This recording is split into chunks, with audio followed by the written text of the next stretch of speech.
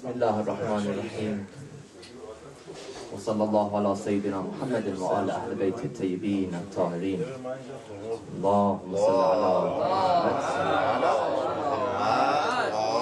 Muhammad.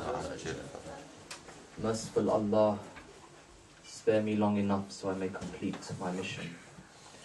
In remembrance of his undying love and loyalty for his and our master Abu Abdullah al-Hussein, strengthen your love and loyalty with the salawat ala Muhammad wa ali Muhammad. Allahumma salli ala Muhammad wa ali Muhammad. The second, in remembrance of his sister al-Masa'ib Zainab, salawat ala Muhammad wa ali Muhammad. Allahumma salli ala Muhammad wa ali Muhammad. And the third, in allegiance and honor of our current Imam Sahib al-Asr wa Zaman, salawat. Allahumma salli ala Muhammad wa ali Muhammad. Bismillah ar-Rahman ar-Rahim. Al-Mu'minu ashaddu min zubur al-hadid. This is a hadith that possibly all of you have heard before many times, but I say it again as a remembrance. What does it mean? It means the mu'min person is stronger than iron. Stronger than iron. What does Allah mean by this? Why didn't he say ashaddu min al-jibsan, plaster? Plaster is also hard. Why didn't he choose plaster? Why didn't he choose ashaddu min al-khashab, wood? Why did he choose the word iron? So we look into it. With wood, you can break it, or you can drive things through it, like hammer and nail through it. Or in the wet, it becomes soggy and it's no longer hard. So it's affected by its surroundings. Plaster, when water touches it, it turns into goo. It turns into a dough, kind of a paste, no longer hard. But wherever you put iron, in the heat, under pressure, in the freezing cold, wherever you put this iron, it will remain iron. Now,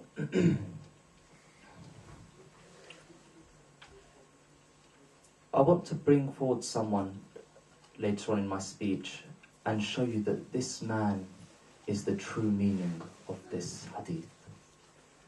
That he really was stronger than iron.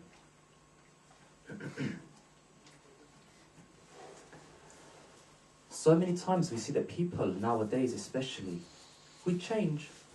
With times we change. We're put under pressure, we're put under heat. For instance, when I say pressure, I mean the pressure of life. Under the pressure of life, we crack. Under the heat of the enemy, we end up changing. Under the coldness and wetness of our society, we adhere to them and we change to them. We become part of them, rather than staying like hadid, rather than upholding our values.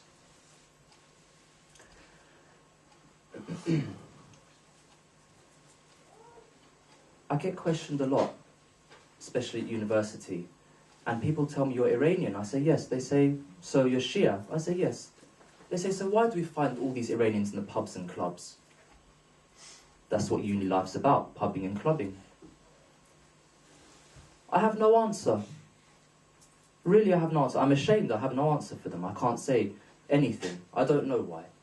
Why do we find Iranians changing? Not only Iranians, Muslims as a whole. We change with time. Now, when you ask someone, so why don't you follow the religion? What's happened? Why have you changed? Why have you become part of society? The general answer that they always give is, the Quran was written 1,400 years ago. Life's changed. Well, what are we going to do learning from something written 1,400 years? They don't know our problems today. They don't know what we're going through today. This is the answer they give the youth.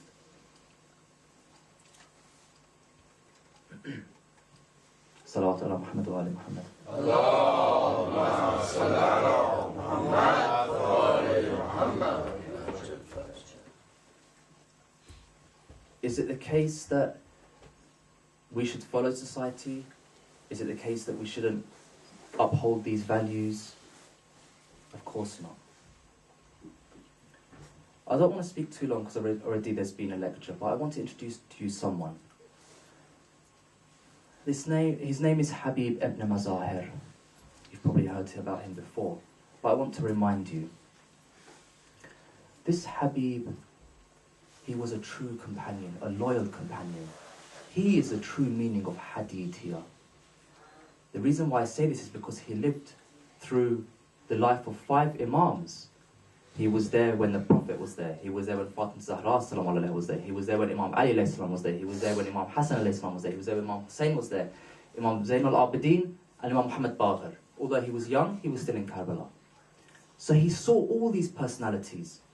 Why didn't he choose Abu Bakr over the Prophet? Why didn't he choose Abu Bakr over Imam Ali? Why didn't he choose Muawiyah over Ali? Why didn't he choose Muawiyah over Imam Hassan? He saw all of the changing in society. He saw all of these rulers come and ruin Islam. Yet he stuck by their side. He stuck by their side. My teacher tells me I ask him, why is it that there's only ever a few people that want the truth or that stick by the truth? And he tells me, وَقَلِيلًا مِنَ الْعِبَادِ الشَّكُورَ, that only very few are grateful.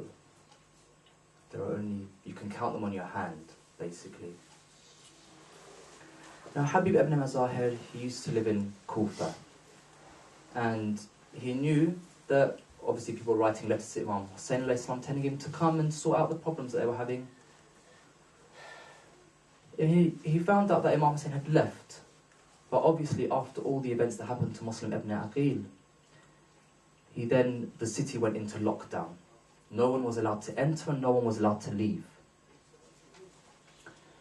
Now, Habib then became very anxious. He wanted to see, where's Imam Hussein? I want to serve him. What happens if something's happening to him? How can I warn him? So he was sitting there anxiously, and one day he receives a letter. He opens it up and he begins to cry. He's sitting there with his wife and his son. He begins to cry. His wife says, what's wrong? Is it bad news? He says, I have received a letter from my master Hussein, and this letter is inviting me to help him. How far has time come that people are thirsty for the blood of the grandson of the Prophet? His wife turns to him and says, your childhood friend Hussein and your master is calling you. Go. Don't wait here. Get up and go. So Habib, he tells his slave, get the horse ready, take it outside of the city. Obviously, they weren't allowed in or out. But he goes, if anyone asks you, just say I'm taking it for grazing. I'm bringing it back now. So he goes. He says, I'll leave when it's Asr. When everyone's in the mosque and praying, busy, that's when I'll leave. So the slave takes his horse outside of the city and he's waiting there. And he heard what was going on. So he turns to the horse and he says, oh horse, you and me both know that Hussein, our master, is in need of us. If my master, Habib, doesn't turn up on time, I will mount you and leave without him to reach my master.